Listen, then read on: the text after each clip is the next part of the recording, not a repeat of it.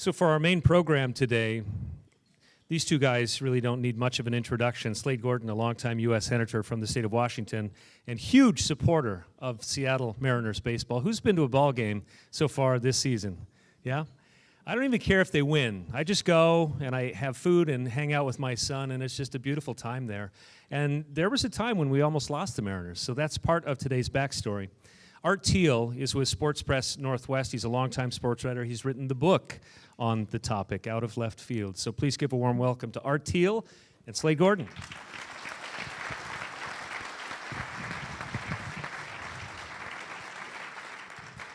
Thank you very much. A couple of housekeeping notes. There's going to be a sign-up sheet at the back table over here. If you were born without an oblique muscle and can walk down a set of stairs without injury, sign up. The Mariners are having a tryout. And the second bit is that a transcript of this interview will be found in this book. It was written in 2002, but it will be very similar, Out of Left Field. Check your local bookstore. Slade, this is wonderful to get together with you again, and I've been wanting to ask Slade this, and he was a very generous interview subject for the book about a lot of his history with the Mariners, but I just can't get over the fact that you must have dreamt all of your youth about being a baseball hero. Is that true? Well, of course. But I fell a bit short. Well, that's true, but as it turned out, and we're going to be covering some ground here that a lot of you probably didn't know or have forgotten about the history of, the tortured history of baseball in Seattle. If you've been here since 1999, you've probably only known Safeco Field and the 2001 year, Lou Piniella, Ken Griffey, lots of success. But before that, baseball was in Seattle an object of consternation and conflict and confrontation and perspiration and dyspepsia and all sorts of other things. And it was also bad baseball. That didn't come up a lot in the discussion because the owners were always asking for other things, but Seattle, as it turned out, was not a bad baseball town. It was a town of bad baseball. And it began in 1970, or 1969, with the one-year tenure of the Seattle Pilots. You may not have remembered a lot about that, but if you've ever read the book Ball 4, which is the second greatest book ever written about baseball, it tells a very sad tale of an underfunded and unwieldy arrangement to put the Pilots, a Major League Baseball team, in a minor league ballpark at Sick Stadium, and things did not work out well there. The Pilots were purchased by a used car dealer in Milwaukee by the name of Bud Selig, and you laugh, he was. And in 1970, they became the Milwaukee Brewers. This man and many others in town took umbrage and said, "This shall not stand." So they organized a suit in 1972 that went to trial after 4 years in 1976 in Everett. And I wanted to ask Slade about the approach on getting back the team, because a lot of people said this suit really didn't have much chance, and if it did win, all the Seattle would get was damages, cash money. But Slade and many other people, Slade was state attorney general at the time, wanted something different. They wanted a team back. And Slade, I wanted you to talk a little bit about how you went about with the American League owners, getting them to give Seattle the Mariners. You know, it really started when Dan Evans, who was governor, and John Spellman, who was on the, who was then, I think, a King County commissioner, and I went down to Oakland to talk about how we could save the Seattle Pilots. The particular idea, which was come up by Eddie Carlson, was to have a co-op, a nonprofit corporation of Seattleites own the team. The American League was totally against that, but the one thing they assured us at that meeting was the Pilots weren't going to leave Seattle. Well, the Pilots left Seattle almost at the time that we were getting off the plane back to Seattle. They lied? Yeah. Yes. They lied. They absolutely lied. So I was still in my first year as Attorney General. I tried to cast about to see if there was any kind of lawsuit that could do something about that. Was joined by King County, joined by the city of Seattle, and we hired Bill Dwyer, later a federal court judge, in my view at that time, the best trial lawyer in Seattle. We couldn't bring an antitrust lawsuit because baseball is exempt from the antitrust laws of the United States. Bill Dwyer wanted to get the American League in front of a jury. And the only way to do that was not to sue for the equitable relief of requiring them to give us another team, but we could only sue for damages. I was pretty reluctant about that, but I deferred to Bill's judgment, and he was absolutely right. We eventually got them in front of a jury in Everett. Now, it was Everett, you see, because they got it removed from Seattle to Everett on the grounds that all Seattle taxpayers had an interest in it because we were building the Kingdom. Well, that did the American League no good at all.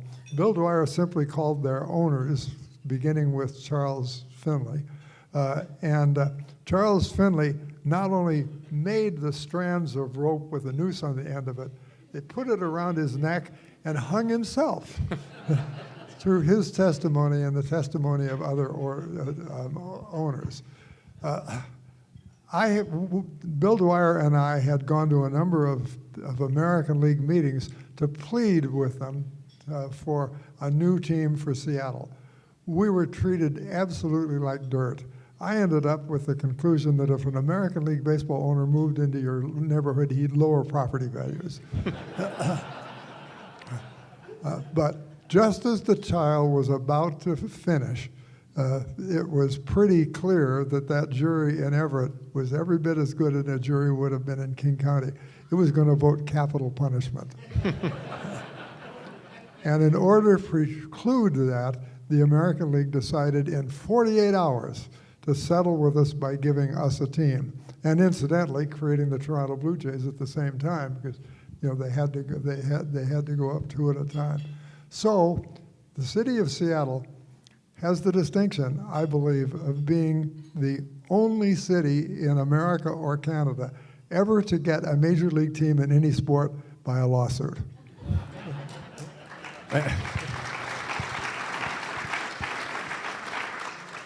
A friend of mine, the late Emmett Watson, columnist for the Seattle PI and the Times, once wrote that this team should not be called the Seattle Mariners. It should be called the Seattle Litigants.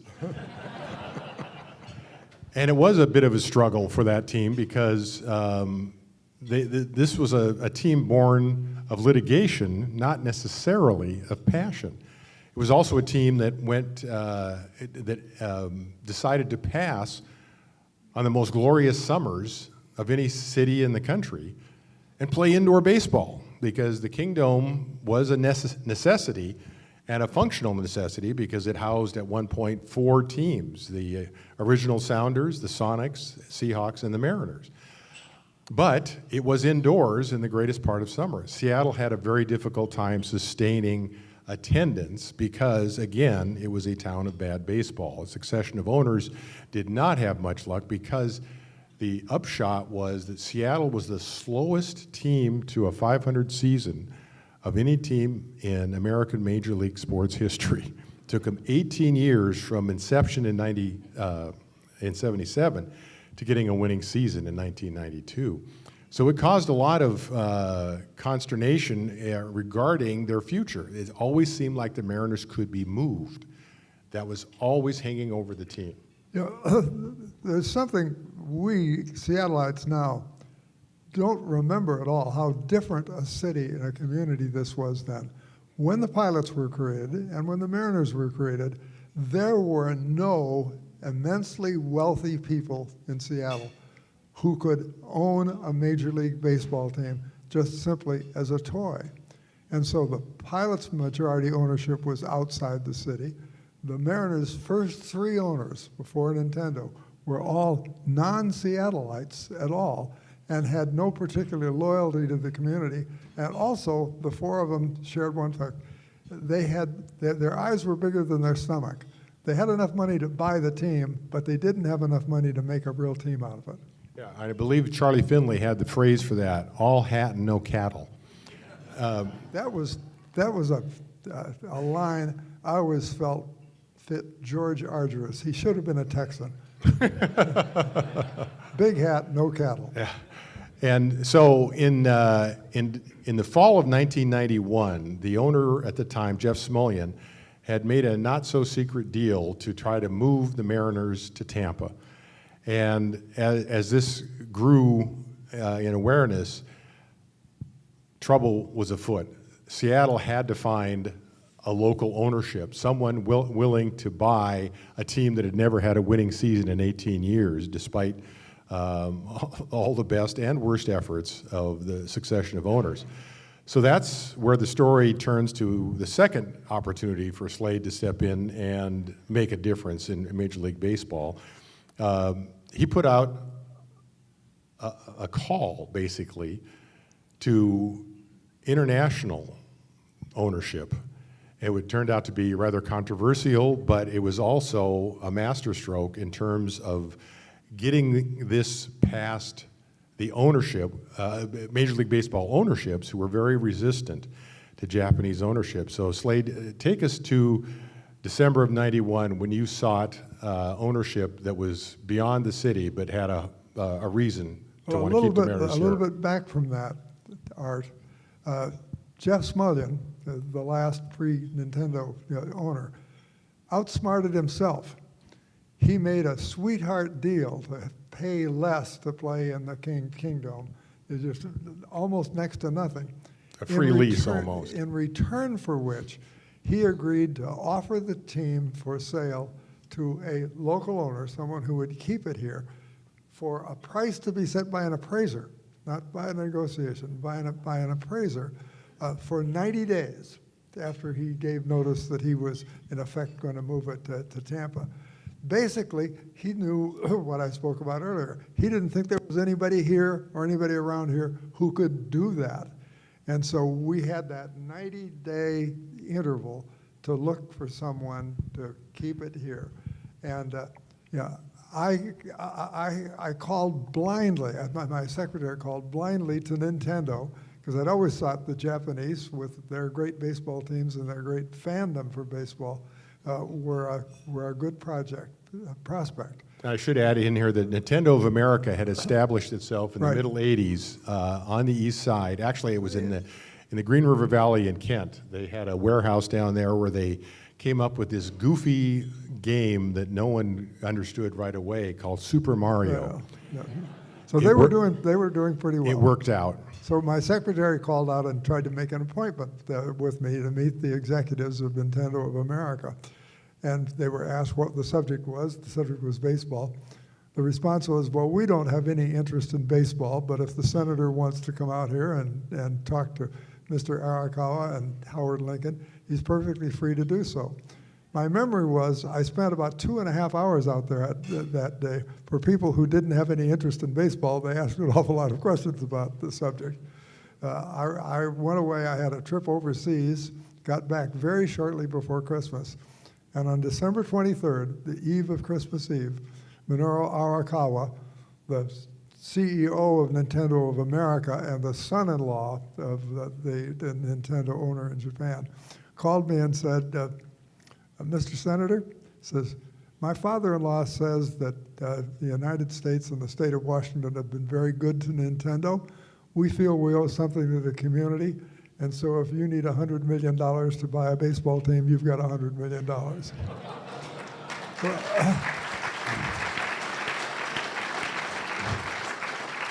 That was a pure, genuine civic gesture.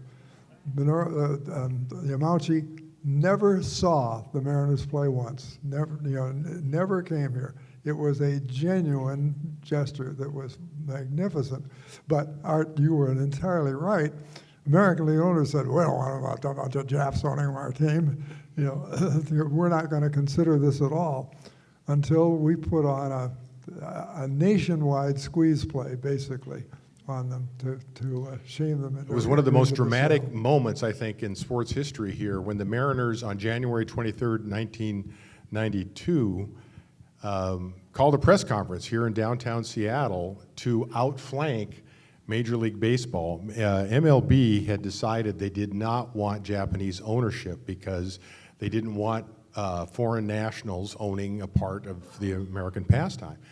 And especially at that period, there were many Japanese businesses buying up iconic places in American culture. Pebble Beach, the golf course, Rockefeller Center, Sony Columbia, or the movie studio. Remember, those years were probably the height of the prestige of Japan and its economy and the like, and when we thought maybe we couldn't, as Americans, even keep up with the Japanese. Mm-hmm. And so that created a considerable amount of anti-Japanese sentiment. So the MLB was about ready to thwart this effort by not even agreeing to meet the Seattle ownership group, and instead, in a very panicky move, the night before this press conference, they all convened in the Nintendo headquarters in Bellevue, in the Donkey Kong room,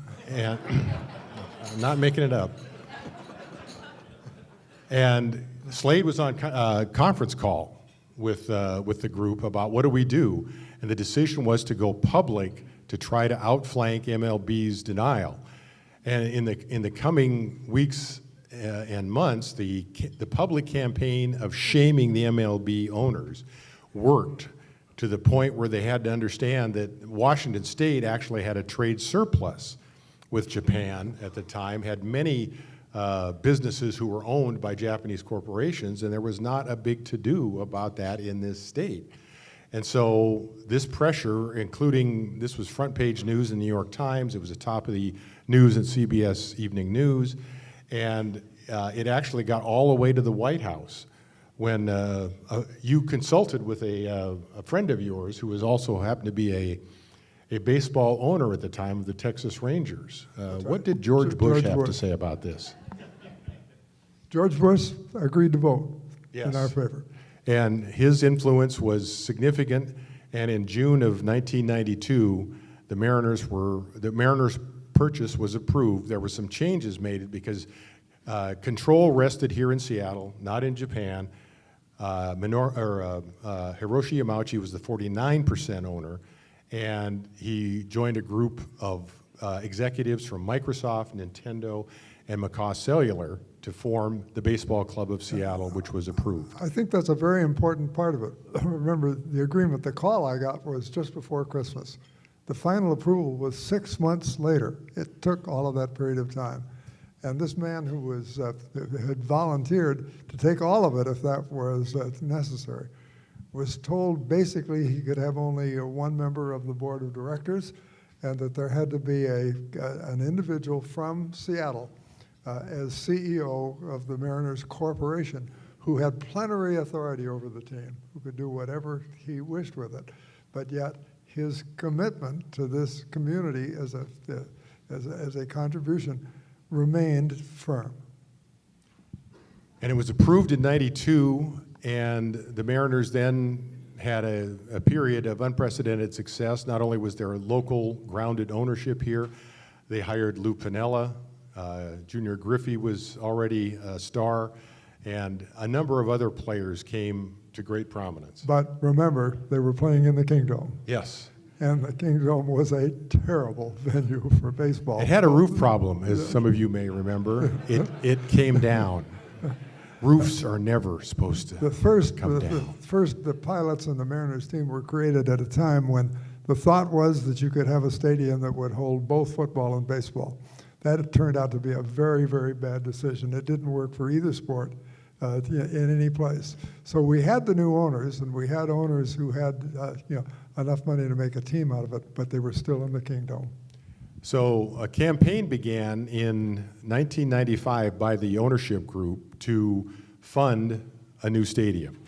And it was up against the typical Seattle reticence of little or no funding for public sports venues. And so a campaign was underway at the time when the Mariners had their emotional baseball apex in September of '95, winning late, winning preposterously, winning absurdly, and building a tremendous amount of emotional momentum. that began to change the attitude of Seattle voters, King County voters toward the Mariners. It looked like this was a real deal team.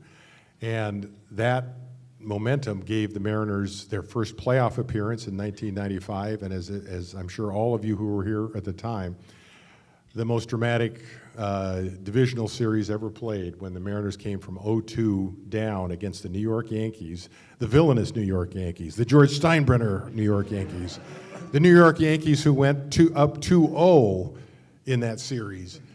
And when the Mariners called to ask Mr. Steinbrenner, we have a suite reserved for you for 3 games with the Mariners, and he said, I'll only need 1 night.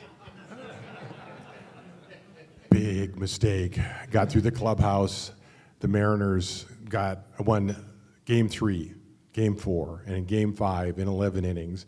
One of the greatest moments, and the hair in the back of my neck is coming up right now as I tell you this. Edgar Martinez's double brings home Junior Griffey with the hit, the run, the series, and the season that saved baseball in Seattle. But it wasn't saved quite yet. Even though in October of '95, the legislature approved a series of taxes that gave the project $380 million, it still wasn't resolved. It had to go through a newly created public facilities district and a reluctant King County Council. So this is when Slade found his white horse and got on it again in December of 1996, when he discovered that the county council and others were attempting to stop the project because it threatened to be over budget and way too fast to make sure this thing was done right. And Slade didn't know anything about what was about to happen, but in December 14th, 1996, John Ellis got up in front of the television cameras and said, we are selling the Mariners. The good guys are selling the Mariners to the highest bidder because there were too many obstacles and too many reasons to turn down the deal as provided. Take it from here. John Ellis was the CEO appointed under those circumstances, a local guy to have full authority over the team. John Ellis is the single individual in Seattle I have known longer than anyone else. I met him the week I got out of the Air Force and came out here full time. And we were partners on a debate team and the like. John Ellis has a fairly short temper sometimes. Really?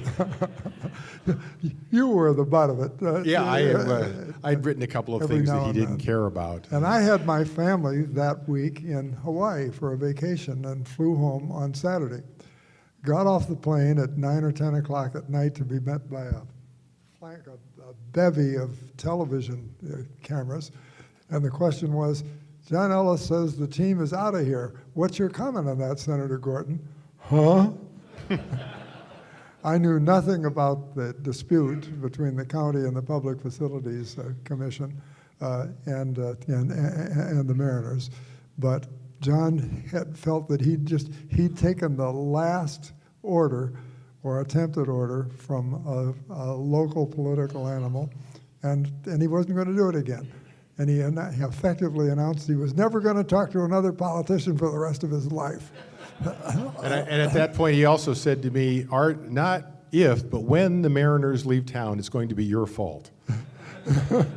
And I said, John, yours is going to be the first battleship sunk by a spitwad. This was Saturday night. It wasn't until Monday morning that John would even talk to me.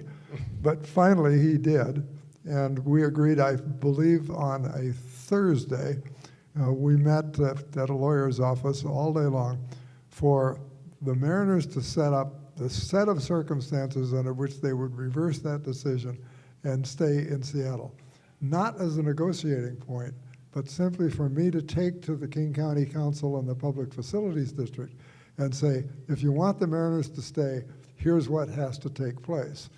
They weren't, they weren't unreasonable conditions by any means, but it was not to be a negotiation.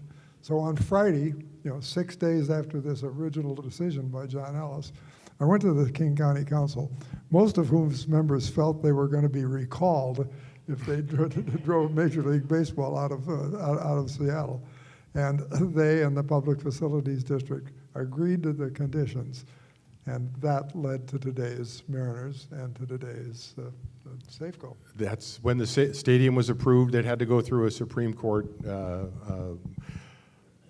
hurdle, but that was the pivotal decision. That was the last obstacle to the construction of Safeco Field. And so it was an altogether remarkable series of events. And I was told by somebody who's much smarter about politics than me, who said that was Slade Gorton at his bare-knuckle best. Would you agree? Well, it's funny, but baseball is not in the job description of either the Attorney General or a United States Senator, but it's what I'm known most for.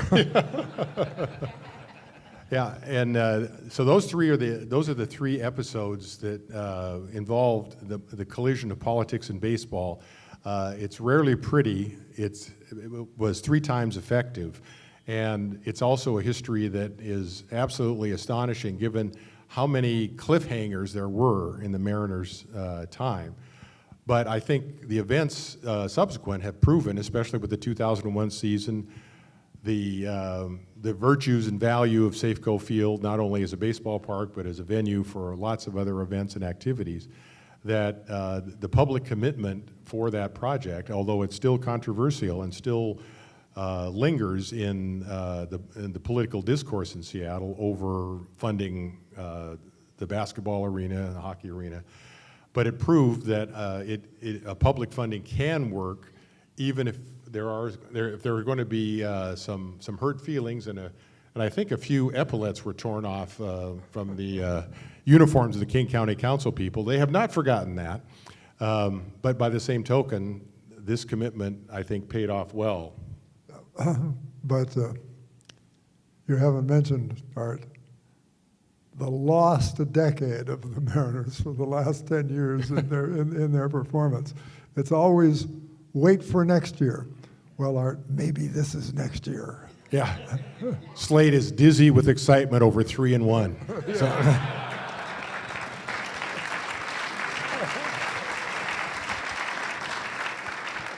So you've heard the stories, and you probably have a few more questions, and if you have current events, Slade is more on top of it than I am. So please, we've got time for a few questions. 5 or 6 of you. We have a microphone we're going to pass around, so raise your hands. I'd like to start. My name is Laurel James, and my son Brent and I would like to thank a runner, Slade Gorton, for what he did to help us put on the 1984 Women's Olympic Marathon Trials that we held in Olympia.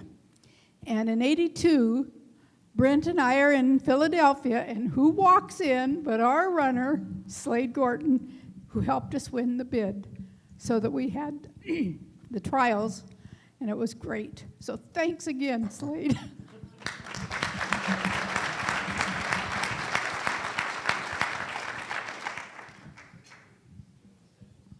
Don't be bashful. Got a question right here. I was just wondering, with the recent revelations about brain concussions in football, are you seeing a shift in public interest in baseball and soccer taking over the spotlight? That's a good question. I hadn't even thought about it. Of course, both sports, including baseball, they were pretty elaborate helmets now for that. They try to protect their elbows and their shins and the like, but still, just look at all of the hopefully minor injuries that Mariners have suffered this year in spring training and so on. I don't think, though, it has changed the public attitude as fans toward the teams. People sort of divide their minds in that fashion. They don't want anyone to get hurt, but they don't want to lose their sports either. Senator Laurel started it. Tell me about that Labrador that I see out running with most mornings. He's 13 years old and he still keeps up with me.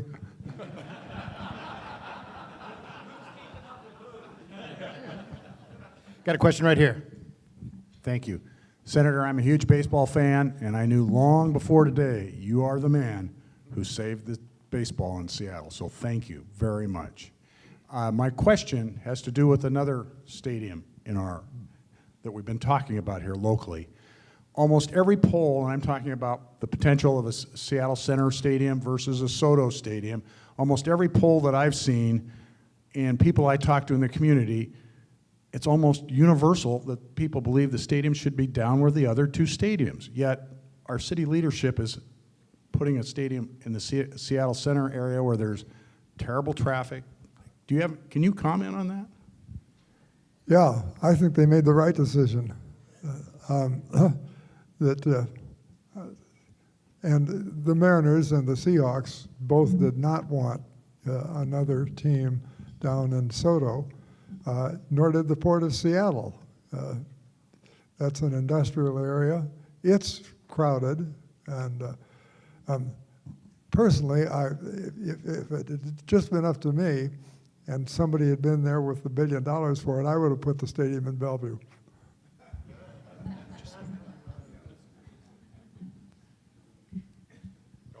Yes, my question is, can you say more about the national squeeze play? I know that George Bush was a big part of that, but today in the age of social media, it's a lot easier to affect things like that. So what was the old school way of a national squeeze play?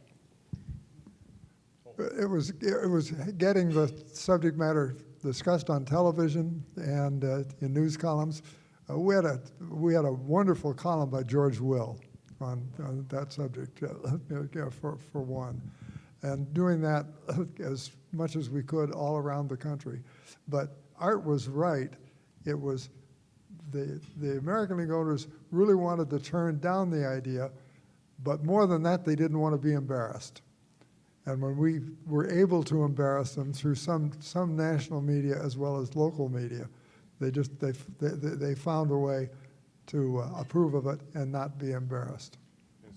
Question here from Admiral Center. I was just going to add one thing. Part of the issue was that there was, not only was there apprehension about a foreign national owning the team, but they had just didn't believe that Seattle was a baseball town. They were very reluctant to reward a team where it didn't seem to be embraced by the community, and to which I had written any number of times, well, how about having a winning season, for God's sake?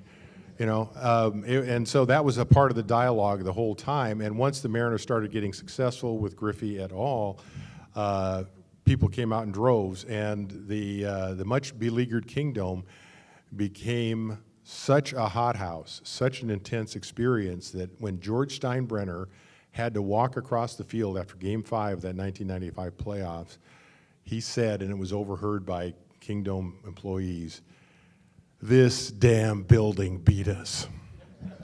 So much for Seattle being a bad baseball town. Well, everybody in the club that knows me knows there's few bigger sports fans than me, so I'm going to start off with that, but I'm also a student of public policy, and I get frustrated sometimes at the level of extortion that the sports teams have exercised over the public purse by threatening to pull teams out of town if you don't build us a new stadium. In this day and age, it's clear that private ownership has the resources to build their own damn stadiums, and we don't need to go to the taxpayers to finance it. I think Seattle has kind of charted a course for that. Do you think there's going to be any change in course on this policy in the road ahead? Well, owners are going to get what they can out of any city, and very often a city, the community, is faced with the choice: come up with the money or don't have a team. And that's not an easy choice to make. It's frustrating. We have in now our third, if hockey comes as our third, we have a situation where a very significant portion of the money was spent by the private entity, but there is, to a certain extent, civic contribution as well. Although I guess in the case of the hockey, they're going to pay the whole thing. But to retrofit, yes. So the building's already there, and the building is publicly owned. If I can make just one more comment in respect to your saying, a great baseball fan. I'm 90 years old now. I grew up in a suburb of Chicago as a fan of the Chicago Cubs. And of spending a lifetime cheering for the Chicago Cubs and the Seattle Mariners doesn't teach you patience. Nothing in the world will.